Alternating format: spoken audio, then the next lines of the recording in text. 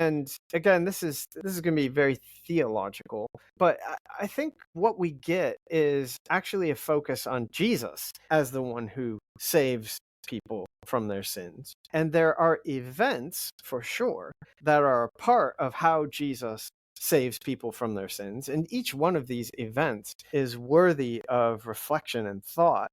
But I think ultimately the category of event is not big enough to hold all of this together conceptually or logically. The only thing big enough to hold these events together is the person of Jesus. So I would myself not want to talk about a single event. That is, cross, resurrection, and ascension. I would want to say, no, it's Jesus is the one who died, who rose, who ascended. And conceptually, these events make sense because they're held together by him.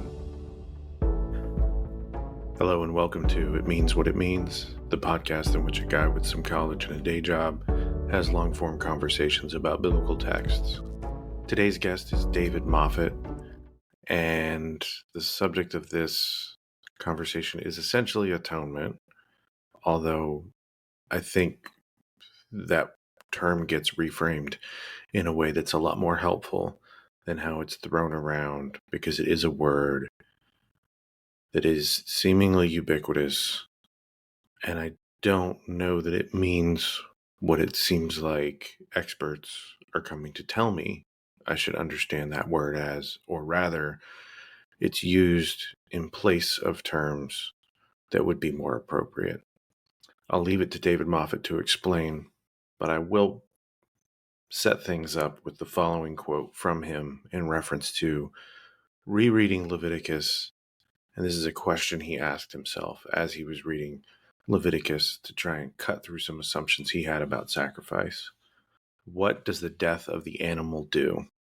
If you want to reach out to me for guest suggestions or just for general feedback, or because you like me and you want to say hello, you can do that at itmeanswhatitmeans@gmail.com. All one word, itmeanswhatitmeans@gmail.com. If you want to support the podcast materially, you can do that with the link in the show notes to Patreon. For $5 a month, you'll be getting episodes a week early, and you can hear a clip of the episode that's releasing the same day as this one on Patreon at the end of the episode. So without further ado, here's my conversation with David Moffitt. David Moffitt, welcome to the podcast. Yeah, it's a pleasure to be here. Thanks so much for the invitation. Before we get going, will you tell us a little bit about yourself? Sure. I'm currently a professor of New Testament and early Christianity at the University of St. Andrews. You can probably tell from my lack of Scottish accent, are originally from the U.S. I did an undergraduate at Grove City College in Pennsylvania in history and philosophy, and then went from there eventually to Trinity Evangelical Divinity School, where I did an MDiv, and then on to Duke for THM PhD.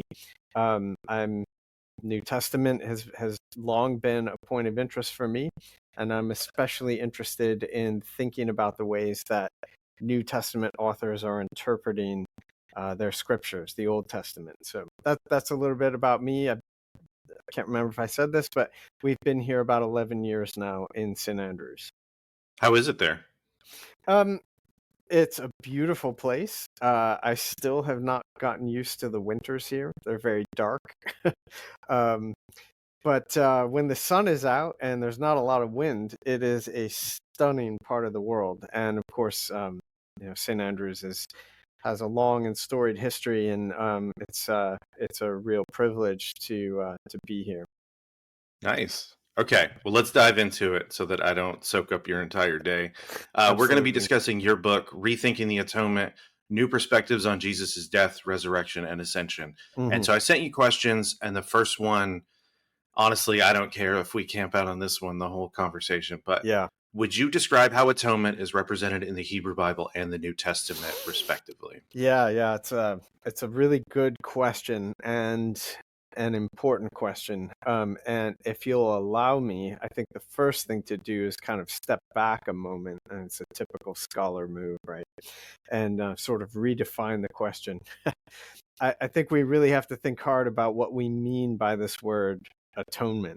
And where I'd like to go with that is actually reflecting on the way that it first gets used to translate the New Testament from Greek into English, and only subsequently gets used to translate a Hebrew term from Hebrew into English. So this goes back to William Tyndale, who initially translates the Greek New Testament into the vernacular English of his day.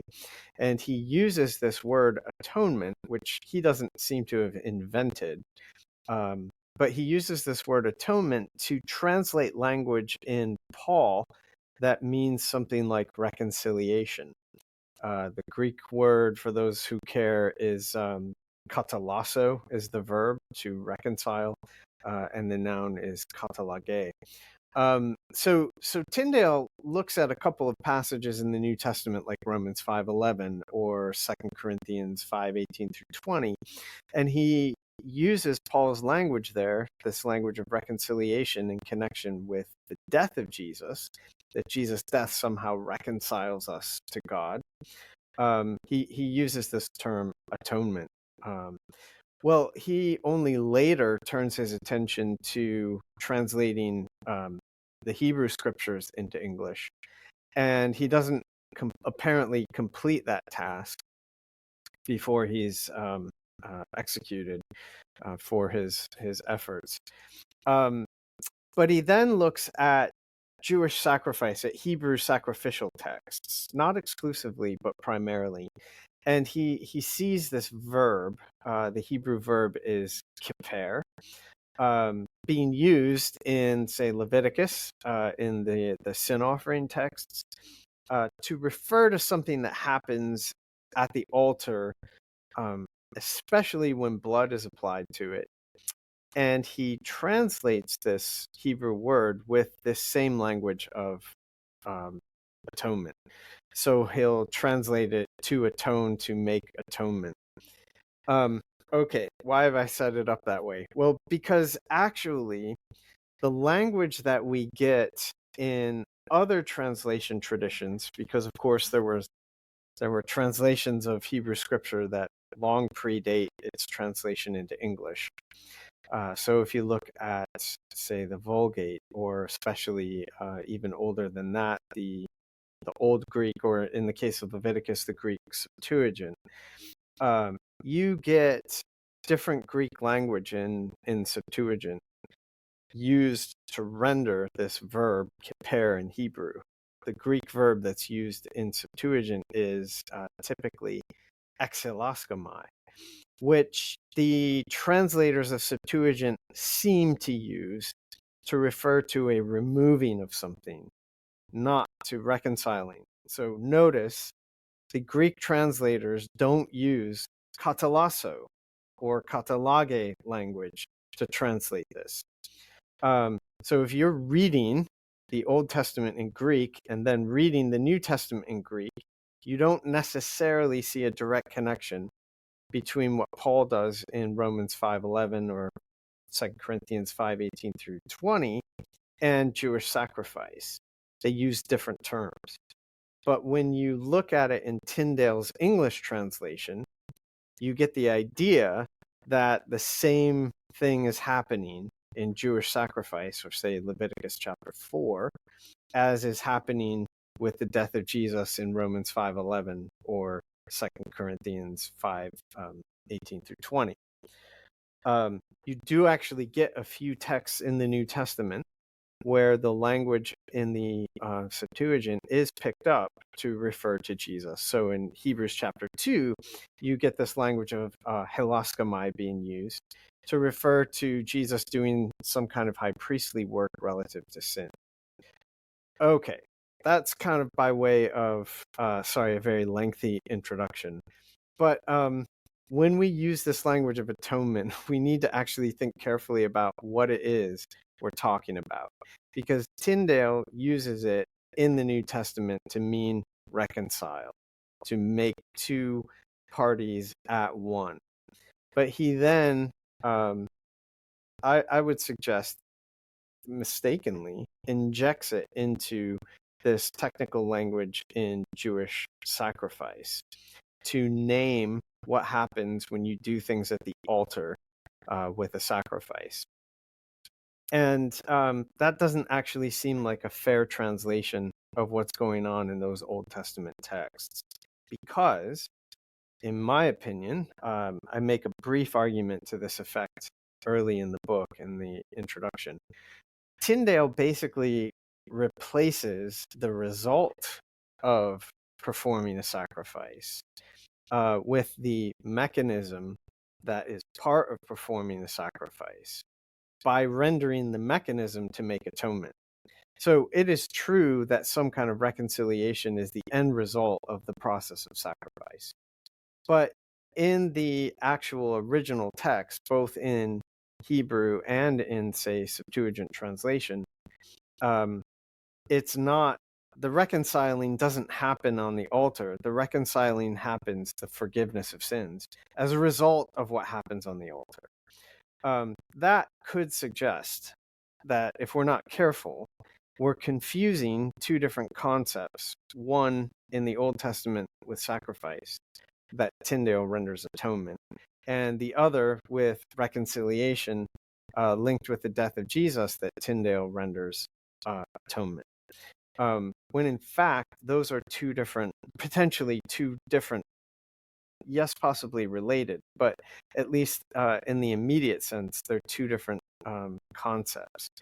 Whereas in Hebrews, you might actually get something that's more immediately linked with Jewish sacrifice in Hebrews chapter 2, precisely because it's very similar language that's being used there that we find in Septuagint. Okay, I've been banging on for a while here. Please feel free to push me if any of that is unclear, or if you think I am not addressing the itch that's behind your question.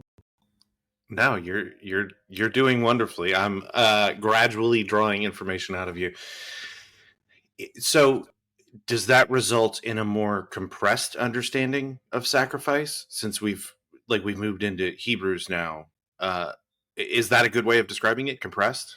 Yeah, I tend to use the language of reduced. But yeah, I think you're absolutely seeing one of the potential worries that I at least have about too quickly assuming that what Paul says in, say, Romans 5:11 is directly related to what's going on in Levitical sacrifice.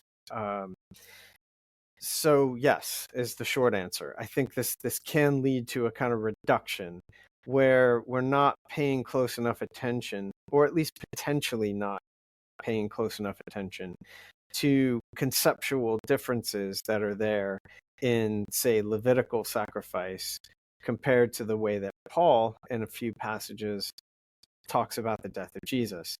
Hebrews, is the only text in the New Testament that explicitly calls Jesus a high priest, and then goes on to try and offer some kind of account or description of this high priestly activity. So it might not be surprising that Hebrews is perhaps paying a different kind of attention to sacrifice when reflecting on Jesus and questions of salvation than, say, Paul does. So, does that difference in Hebrews reflect like a diversity of opinion within the New Testament canon, or is it just a different articulation of the same idea that you see elsewhere in the New Testament? Yeah, great question. I think the reality of canon itself points us to the fact, and here I'm just going to be blatantly theological, if that's okay for a New Testament scholar to do, points us to the fact that within the work of the Spirit and the understanding of early Christians, there was a clear sense that multiple perspectives and voices were valued. The canon itself is a testament to valuing multiple voices. I don't want to presuppose that a difference of presentation amongst these voices, in this case, Paul and Hebrews, means a difference of opinion, but I do think that that's at least possible. I wouldn't also a priori rule that out. And as we look at what happens in, say, these few texts I've pointed to in Paul and Hebrews, I think I would at this point want to argue that what we have is in Hebrews an unpacking of ideas that we never really get unpacked in Paul. But I do think if we could imagine a conversation with Paul that goes beyond, say, Romans and First Corinthians and asks questions about, let's take Romans 8:34, where Paul himself points to the fact that there's a lot more that's going on to make salvation a reality than just the death of Jesus, right? Because Romans 8:34, Paul says, who is there to condemn? It's Christ Jesus who died. But more, who was raised from the dead, who is seated at the right hand of God, and who is interceding for us.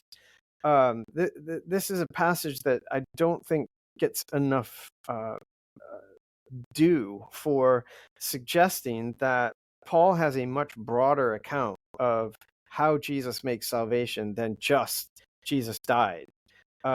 Otherwise, why does it matter that Jesus is interceding for us? And I think Paul even hints at this in Romans 8:35 through 39, where he then goes on to say, effectively, nothing can separate us from the love of God, which is in Christ Jesus.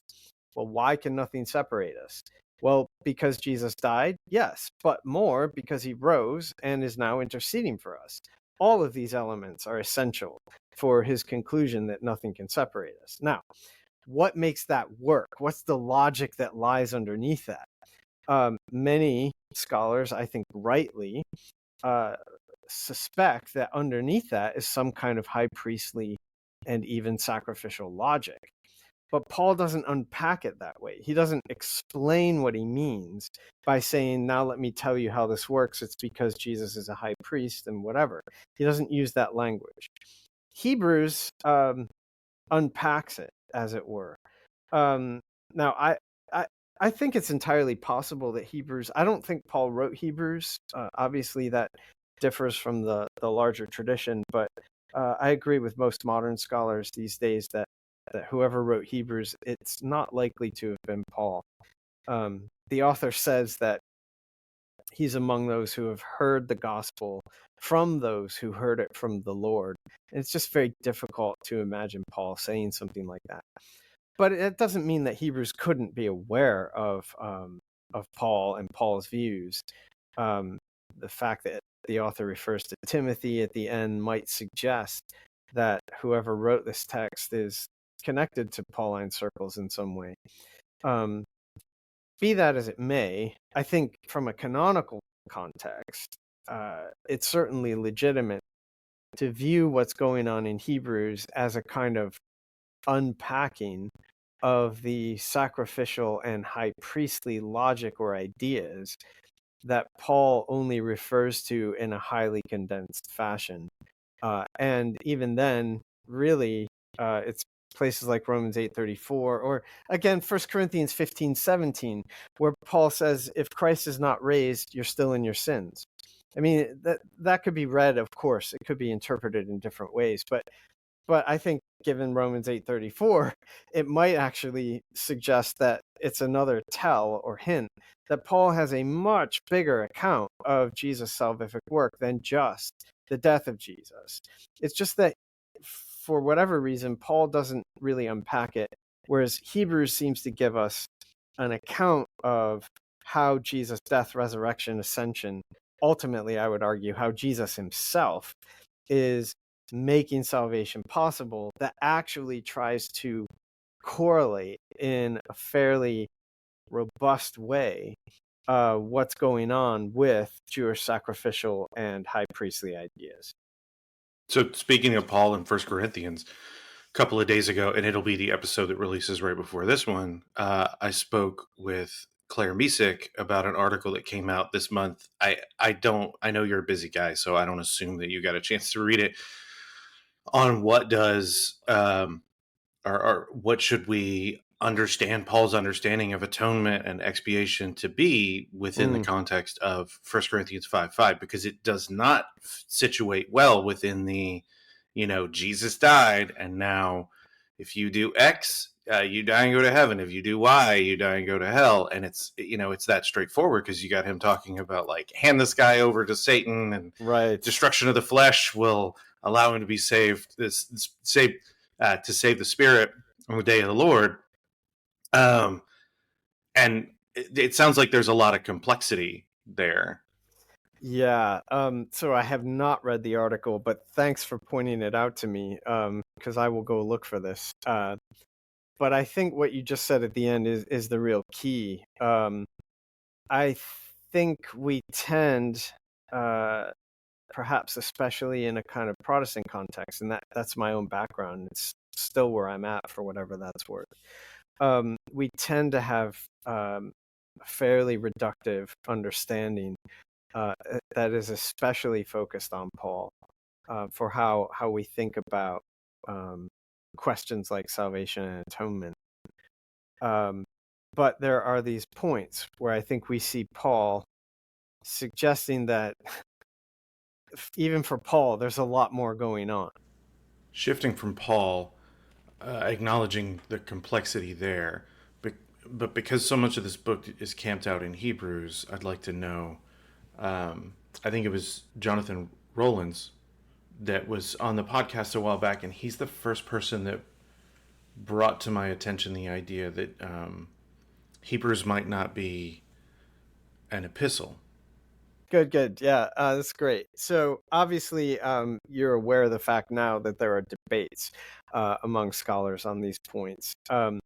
Hebrews, in my humble opinion, Hebrews is something that I think would have been recognized in its ancient context as the sort of thing that we today would refer to as a homily or a sermon. It's not technically an epistle, although it is clearly sent. It's written at one place and sent by ancient post, that is, by some kind of mutual friend or courier, from point A to point B. We don't know exactly from where it was sent. We don't know exactly to where it was sent. Many scholars think that it was sent to the Roman Church. That is plausible. Maybe even the most plausible, but we just don't know for certain. There are nevertheless a number of features. I mean, most ancient reading would have been reading out loud.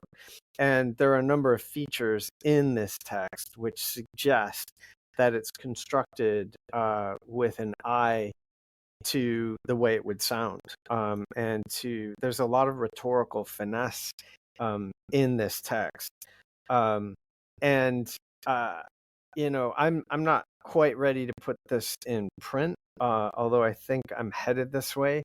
I think there are aspects, this is a very old view that I used to think wasn't possibly right, but I've come to think is actually probably right.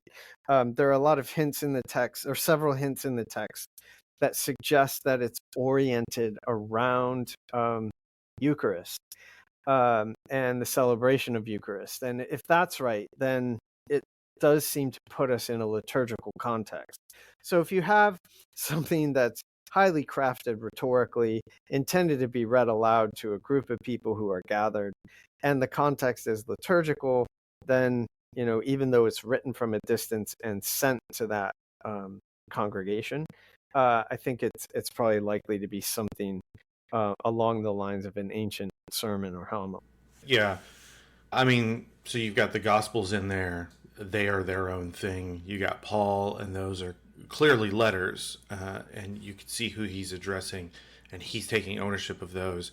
But then you have Hebrews that there's no name People don't think Paul wrote it anymore, but it seems interesting that it doesn't have Paul's name in it, and it seems like Paul would have put his stamp on it. Yeah. Yeah, I totally agree with you on this point. Obviously, the ancient tradition is aware of the fact that Paul's name is not on it, and there are reasons that are given to try and explain that. But I think, and there's even been some people recently, Claire Rothschild, for example, has argued that Hebrews is trying to pass itself off as Pauline, that it's almost like pseudepigrapha. But it just strikes me that if you were trying to pass yourself off as Paul, the easiest way to do that is to say, "Hey, it's me, Paul." The way that other texts that scholars think are not original to Paul actually do. But anyway, I'm really I'm agnostic on these issues. I don't think we know who wrote it. I don't think we know when it was written. I don't think we know from where and to whom.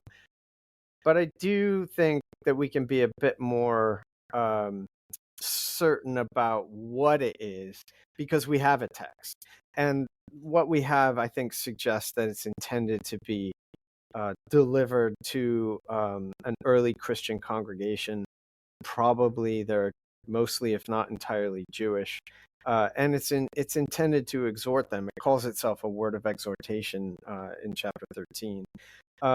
To maintain their commitment to Jesus, because some aspect of that is under question. And I think there are hints in the text that suggest a liturgical context. So I'm quite happy to argue that it's some kind of homily. And heavenly liturgy as well, right?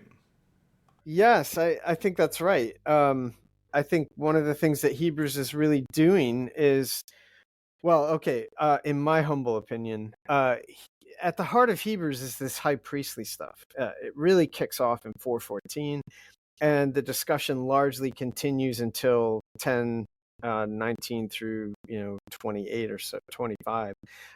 You get this bracket around the high priestly stuff, all bracketed by a reference to the confession.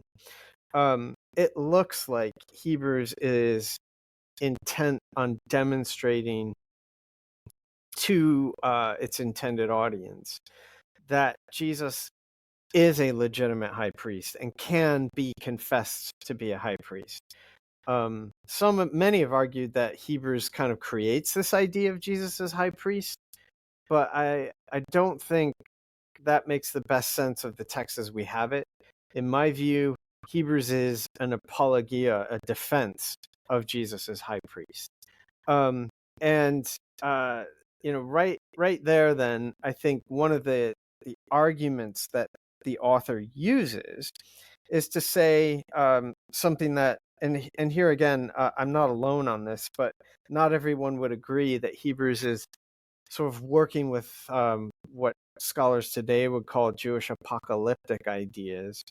I think Hebrews is working with Jewish apocalyptic ideas and a Jewish apocalyptic understanding of reality, insofar as we see Jews who thought this way talking about it, seems to typically presuppose that there is a heavenly sanctuary.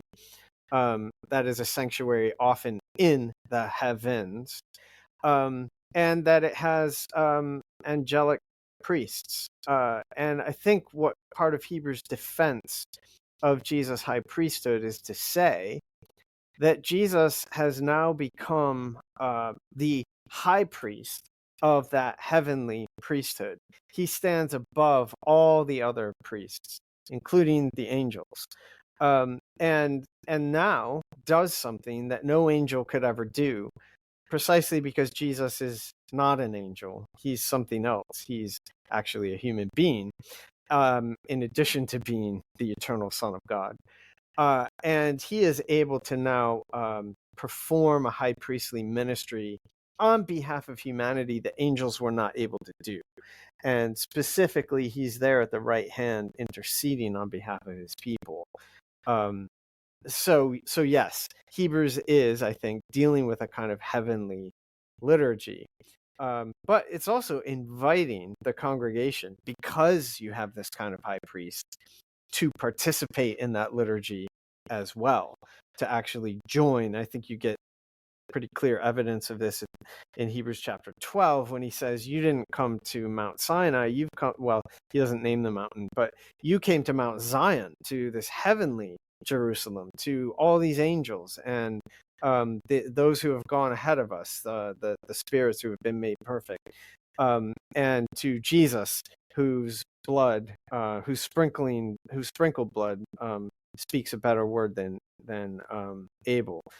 So yeah, long-winded answer, but yes, there is a clear sense in Hebrews that Jesus' high priesthood has opened the way for the congregation to participate in a heavenly liturgy, even as they meet together on earth to worship.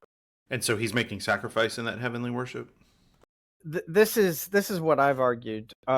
Again, I'm not alone on this. There actually are, once you start looking at some of the ancient interpretive tradition on Hebrews, and in some cases actually even not so ancient, you see that others have read Hebrews this way. But it is the case that in most modern interpretation of Hebrews, there has been a tendency to bifurcate, to split Jesus' sacrifice from whatever he's doing in this heavenly sanctuary. Hebrews refers to it as a heavenly tabernacle. And what I've argued, and I got there because of trying to show that Jesus' resurrection actually is important for Hebrews. But what I've argued is exactly what you suggested, that it's a mistake to reduce sacrifice only to the act of slaughter. Sacrifice is much bigger than just killing something. Sacrifice is ultimately focused on bringing a gift into the presence of God. And when we look at Jewish sacrifice, especially when we look at it in some of the main evidence that we have, Leviticus, assuming that Leviticus informed Second Temple practice, we see that it's thoroughly directional. You bring a gift to the tabernacle and then later to the temple. You hand the gift over to a priest, and the priest then takes the parts of it to an altar. And in most cases, in every case, there's something that's burned. And the smoke ascends into the presence of God. And in some cases, blood and incense are even taken into the tabernacle space, or the temple space, into the holy space at the altar of incense, and then on the Day of Atonement, even into the Holy of Holies itself. So there's this directional component to sacrifice that I think a lot of modern interpreters have simply missed, because we tend to view it as a kind of abstract set of activities that we don't really think hard about the way in which it actually occurs. But if we think hard about things like this directional feature of sacrifice, and if we think hard about the fact that this implies that sacrifice was a process, then I think we see that Hebrews is pretty clearly, in my humble opinion, correlating the process of offering a sacrifice to God with the death, resurrection, and ultimately ascension of Jesus into the presence of God. Jesus, in other words, in Hebrews, is traveling in the very same direction that a sacrifice and a priest, and ultimately a high priest, travel when a sacrifice is actually given to God. So as long as we recognize that when we use this word sacrifice, we ought not to reduce that only to an act of slaughter, then I think what you said is absolutely right, that Jesus is sacrificing himself before the Father. We hear that language and we think, oh, well, he must be suffering, he must be dying. But that's just a reductive account of sacrifice. Because what I mean when I say that is that Jesus is present before the Father as the sacrifice. And it's that presentation and presence before the Father that's really the ultimate goal or aim of giving a sacrifice to God. Killing is not the goal or the aim. That's only one part in the larger process. And Hebrews, I think, is showing how Jesus' death, resurrection, and ascension into the presence of God are actually correlated with that larger process. And that's how Jesus is the sacrifice who is now present before the Father. I mean, I should point out he's more than that in Hebrews. He's also the ruling Messiah. But Hebrews really focuses our attention on this idea of Jesus as sacrifice and high priest, present before the Father, now performing his high priestly ministry. So I'm reminded of a couple of different things. So one is talking to Curtis Freeman about evangelical theologies, what he described as overemphasis on crucifixion. And I remember reading like 20 or so years ago N.T. Wright talking about how crucifixion, resurrection, and ascension are all one thing. I don't know that I ever came upon an explanation that helped me understand how they're all one thing in the way that you did. Maybe he did, and I just don't remember. Is that what we're talking about here, though? Is it like a single event that is in these what we see as three things, in spite of just being, well, here's the thing that matters, and then here's some miscellaneous stuff that continues on afterward? Yeah, exactly, right? Exactly. I'm I remember distinctly. I grew up in a Christian context, and so we were in church every Sunday, twice on Sunday, and then every Wednesday. That's the context I grew up in, and it's funny because I remember very few sermons on the Ascension. I mean, I distinctly remember sermons on Easter that were really still sermons that were talking about Good Friday. I distinctly remember like the whole point of the Easter sermon being that this proves that the cross really did what we say it did. And at the time, of course, like that's you just accept it. But I've really begun to think back on that and ask questions about it. Like, because really, Easter is not about the death of Jesus. It's about the resurrection. Surprise. But I distinctly remember, to your point about the resurrection and the ascension being kind of afterthoughts, one sermon on that dealt with the ascension. And as a kid sitting in a pew, the image that I had was Jesus sitting in heaven twiddling his thumbs, just bored, waiting for all of this to wrap up. Like that. Now, I don't want to say that that was the extent of the ascension theology that I got, but that was the image that stuck in my head. Like, this really didn't matter. The main event was the single event. The thing that really matters is the crucifixion, and the resurrection is only kind of the proof that the crucifixion does what we said it did. I've often heard it described as the proof that God accepted the sacrifice of the cross. And then the ascension really, there's just not often a robust reflection or account of the ascension. Now, one thing that I would say about what you described as, three things as one event, I have personally begun to really even question the wisdom of using the language of event. I've begun really to shift more in terms of thinking about the person of Jesus. And again, this is going to be very theological, but I think what we get is actually a focus on Jesus as the one who saves people from their sins. And there are events, for sure, that are a part of how Jesus saves people from their sins. And each one of these events is worthy of reflection and thought. But I think ultimately, ultimately the category of event is not big enough to hold all of this together conceptually or logically. The only thing big enough to hold these events together is the person of Jesus. So I would myself not want to talk about a single event. I would, that is, cross, resurrection, and ascension. I would want to say, no, it's Jesus is the one who died, who rose, who ascended. And it's conceptually, these events make sense because they're held together by him.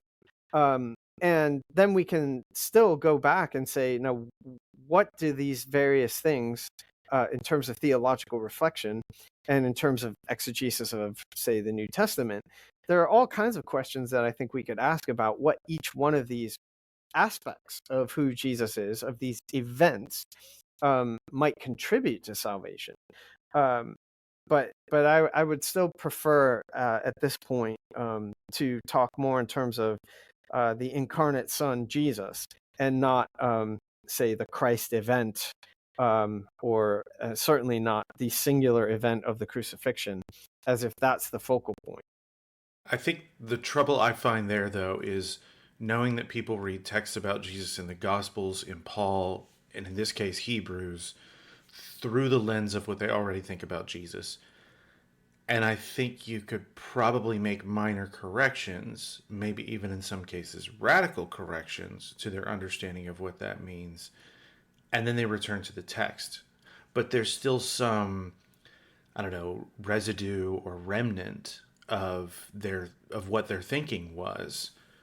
So if you've cut your teeth on a tradition that says, whether it's the nativity story, the resurrection, the ascension, or anything asserted in the rest of the New Testament, it's all about the crucifixion. Well, someone broadening your field of view on that into the idea that it's the person of Jesus, well, it's tough to not go back and still have the conception of a crucicentric narrative or life. So how would you, this is kind of similar to a question I asked Claire Misick a few days ago, how would you discipline yourself to then check, because all of your metrics are based on what you have now discovered is not an accurate way of reading? See, I can ramble. Yeah, no, that's okay. So I think actually this is where we should really start paying attention. This I would say in part this is one of the things that the vocation of good historical work in something like New Testament has the potential to show us that what we assume might not actually be what these texts are, at least originally, insofar as we imagine that. And that takes a lot of hard argument and work and study. But there are ways in which we can actually go and look at these texts in a supposed historical context and ask, how would this originally have sounded? What do we think people might have heard, or what do we think an author might have intended? It's one of the ways in which doing that sort of work then has the potential to come back to a contemporary audience and say, look, what we assume might not actually be the same as what ancient people would have assumed. And then it opens questions, it opens opportunities for us to then reflect theologically on that fact and ask, should we listen to what we think ancient people would have assumed, or should we, say, well, our assumptions are actually the better ones? And I presented that as an either or, but of course it's a lot more complex than that. Let me try to take another angle on this. And you're absolutely right that we all have assumptions when we sit down and read the New Testament. And certainly when I got into studying Hebrews, I came to Hebrews with an assumption. And my assumption was the death of Jesus is his sacrifice. And in all likelihood, the earliest followers of Jesus thought of the cross as the altar on which he died. And that's how he offers himself to God and deals with sin. I came with that assumption. Now, let me just say, assumption is fundamental to how we interpret. There's nothing wrong with assumption. We all have assumptions. But then it raises a question, this particular set of assumptions. If I can be briefly, I'll try to be brief, autobiographical here. I set out to write a doctoral dissertation that examined the question of resurrection in Hebrews, Jesus' resurrection. I never imagined, not for a minute did I imagine, that it would take me into questions of atonement. Although that's ended up being where a lot of my work has subsequently focused, and where a lot of people have, understandably pushed back. But I went into Hebrews knowing how sacrifice worked. I had assumptions about sacrifice. I knew, for example, that you killed animals on altars and that that was really what sacrifice was all about.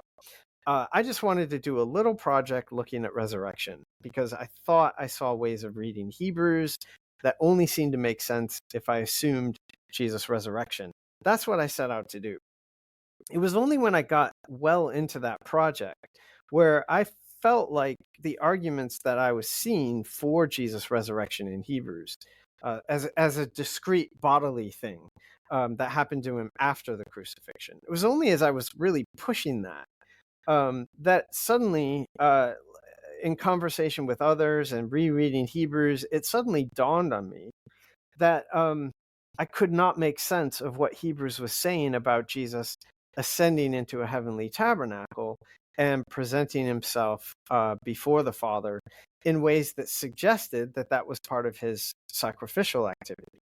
Now, the problem here was that I knew the death of Jesus, the cross, was his sacrifice. That's where he presents himself to the Father as a sacrifice. I knew that because I knew that you put animals on an altar and you killed them there. And well, there's a lot of other things that played into that. But these were assumptions I had. But then Hebrews kept telling me that Jesus presents himself to the Father when he ascends into heaven.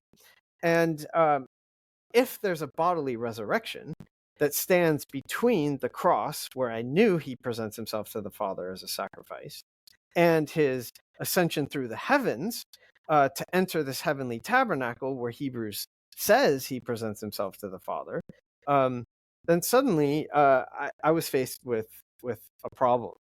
How could there be a bodily resurrection between the crucifixion and the ascension?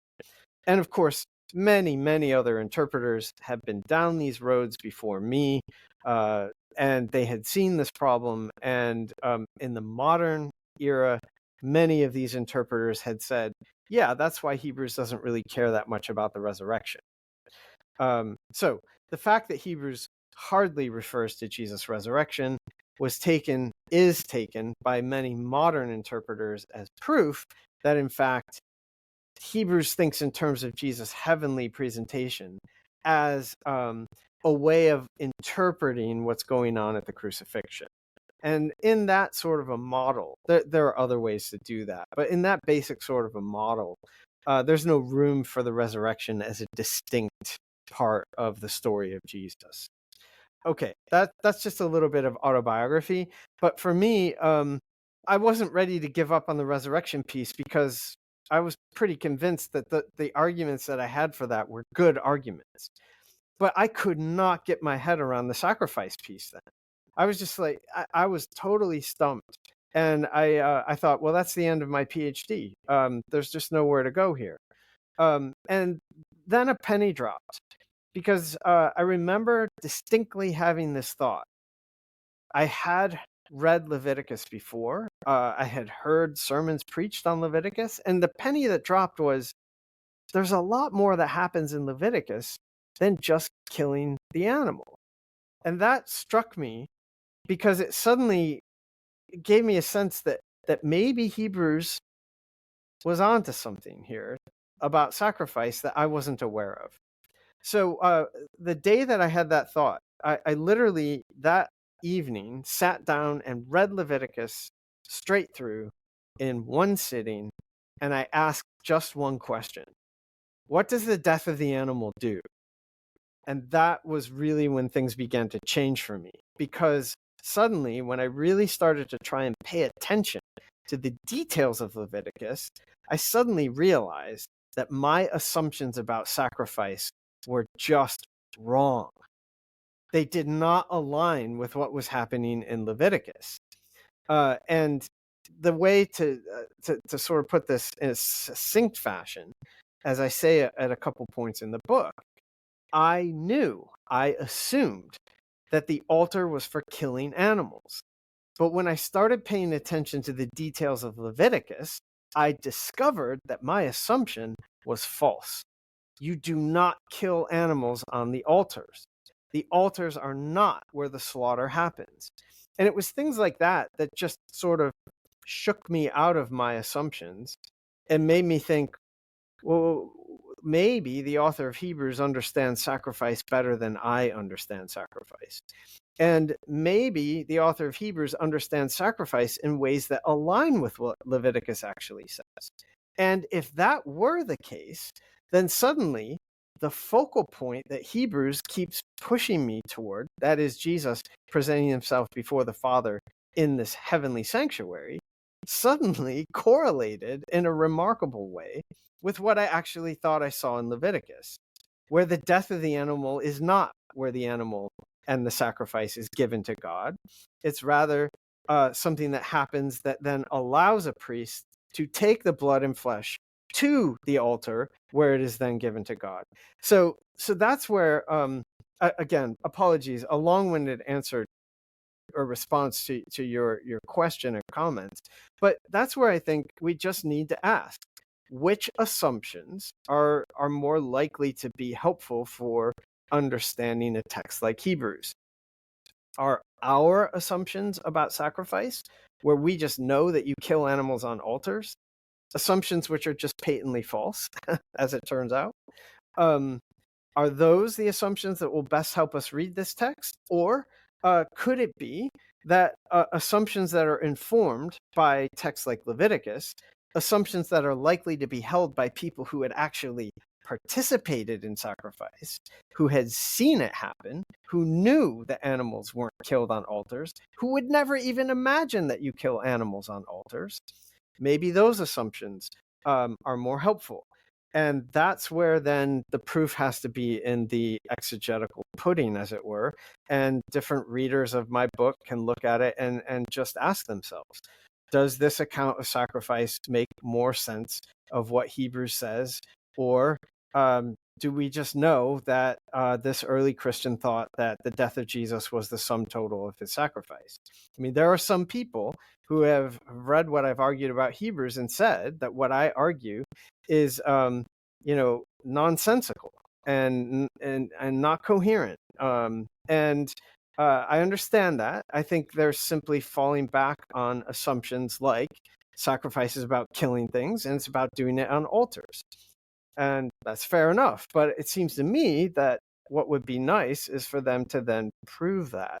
And I don't think they'll be able to prove it from the evidence that we have of ancient sacrifice. So really, it's assumptions are not bad. We have to have them.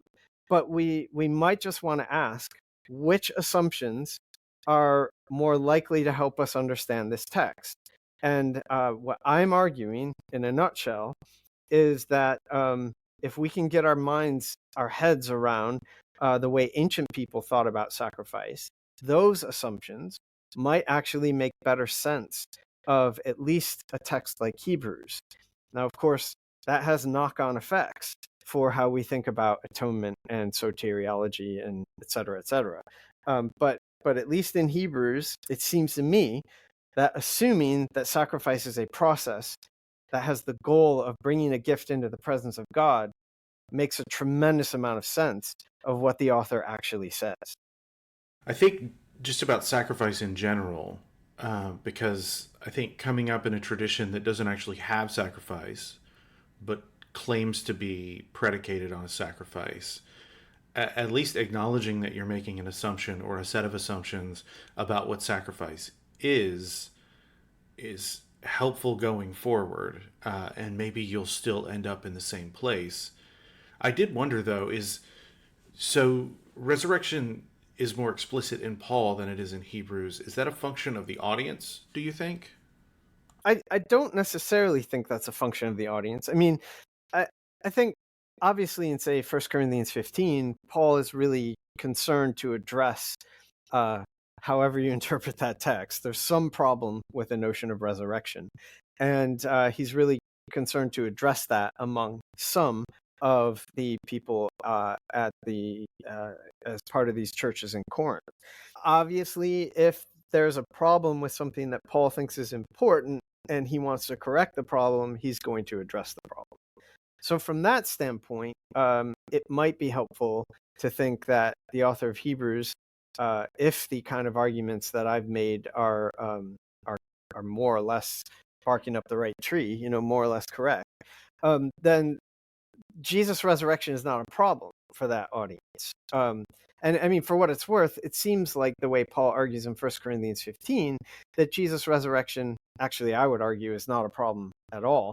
But that certainly lots of other believers in Corinth didn't think that Jesus' resurrection was a problem. There's only some that he's trying to address.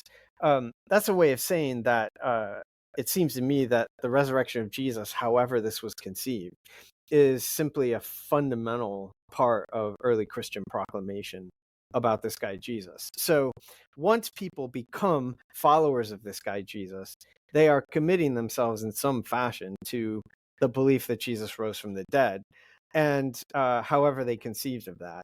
And I think in Hebrews, it's just an assumption that the author doesn't need to establish, because he knows the audience to whom he's speaking.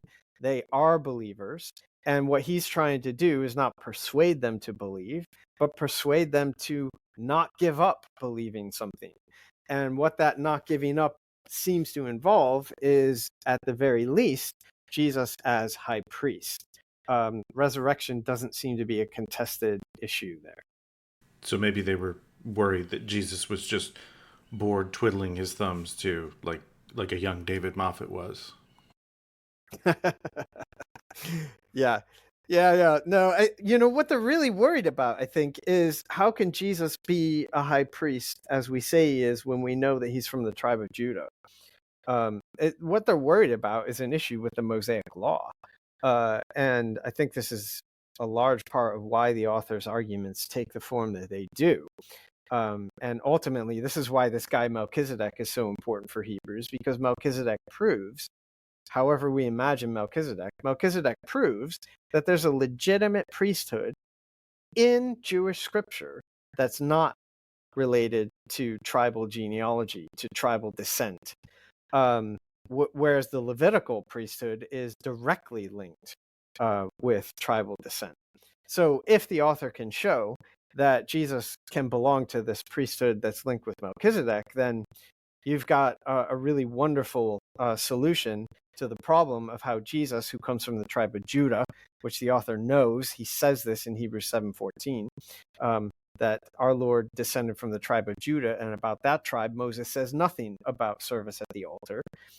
So Hebrews knows that this is the problem. But he can show that nevertheless, Jesus can be a high priest because there's another priesthood, and it's linked with Melchizedek, not the Levitical priest. So that's the problem that is at the heart, at least, of the argument in Hebrews about Jesus' high priesthood in 4:14 through 10:25. I think it probably that's the kind of tell that suggests that this is the real problem that the author is dealing with in the congregation. How can Jesus, who comes from the tribe of Judah, be a high priest? And his solution is, via Psalm 110, this priesthood according to the order of Melchizedek. Well, I'm gonna start to close this thing out. You've hypnotized me with really good answers, and I usually start to try to do this earlier in the interview than I am now. But is there anything in the book that you were hoping I would ask about that I didn't? And that could be a lot, because I really did just camp out on a few things. Yeah, hoping that you would cover. Yeah, I mean, Hebrews, I haven't been able to escape the gravity of this text. It's just such a rich text. I suppose that underneath some of our conversation has been sort of the big question of how this early Christian, early follower of Jesus is interpreting Scripture. That was one of the things that first fascinated me about Hebrews, because when I read Hebrews, I didn't see this author doing any of the things that I was told that you were supposed to do when you interpreted any Bible text, but especially the Old Testament. Hebrews was just not obeying the rules according to what I heard in sermons and from seminary professors and etc. So that's really what first fascinated me about the text. And I guess that's a question you didn't ask, but we could go on for quite a long time exploring the just remarkable and I would say actually pretty thoroughly Jewish ways that this author is reading his scriptures, what we call the Old Testament. That would be one point. What should people read, listen to, or watch to get a better understanding of the things that you work on, or just things that you're interested in? And I'll throw out there, I believe 2 episodes you did of the On Script podcast. Is that correct? I did one on script. I've done well. I mean, I don't want to make this all about what I'm doing. There are lots of other interpretive approaches to Hebrews, and it'd be a good idea, I suppose, for people to really kind of, if they want to go into this, to really listen to those who are pushing back and arguing against what I've argued. There's, Doug Moo has just recently published a really good commentary. It's very clear and thoughtful. In the main, he doesn't agree with me, so that could be a useful thing for people to read. It's very readable. But in terms of things that I've done, yeah, there are several podcasts that are out there floating around. I'll never be disappointed if people decide to buy the Rethinking the Atonement book.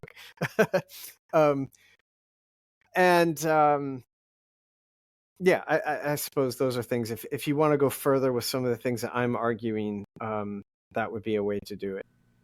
What do you read for fun? Yeah, it varies actually. I love reading. I always have a novel that I try to read a few pages of as I'm drifting off. But it varies. I tend to read science fiction and fantasy. But it's not limited to that. I mean, right now I've got I'm working my way through Homer again. So Homer is right there next to a fantasy book, which I'm embarrassed to say I'm forgetting the title of at the moment. But things like that. I enjoy having something that I'm reading. I recently worked through the 3 Body Problem novels that way, and just yeah, that's what I read for fun. Okay, cool. I know. So listeners are going to be hearing this a week apart, but in my conversation with Claire Misick, she mentioned sci-fi, and I brought up the Expanse series.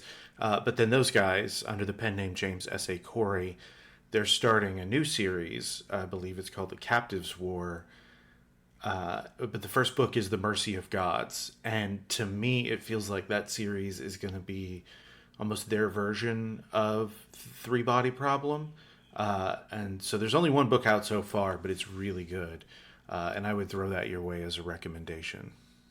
Yeah, thanks. I'm always looking for good recommendations. Yeah. Okay. Well, unless you have anything else, I'll call this one good. Brilliant. Thanks again for the invitation. And thanks for letting me bang on a bit there. Oh, no, it was a pleasure. All right. Cheers. Take care. Thank you so much for listening. I hope that conversation was as helpful for you as it has been for me.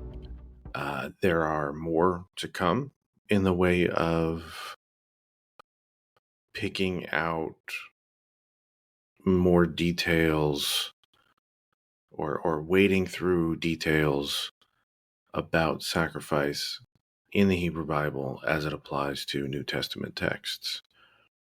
So I'll let you know those as they get recorded. After this is a preview of my conversation with Karen Tamber Rosenau. Thanks again for listening. Take care. There's a lot of parallels between the way that Judith is portrayed and the way that I think the author is trying to portray the nation of Israel. So, for example, Judith is chaste, right? She's not a virgin, but she's a chaste widow, and she is, her chastity is really important to the story. The fact that she is never really actually going to have sex with Holofernes is really, it's crucial to the story. So Judith's chastity paralleled with the nation's chastity. Like this is a nation that cannot be violated. This is a city that's not going to be invaded. And I do think there is that parallel. Judith herself is just this exemplary character. I mean, she's kind of a little bit of a Mary Sue. She is pious, she's beautiful, she's worthy in every way. And the nation is similarly portrayed as just completely worthy.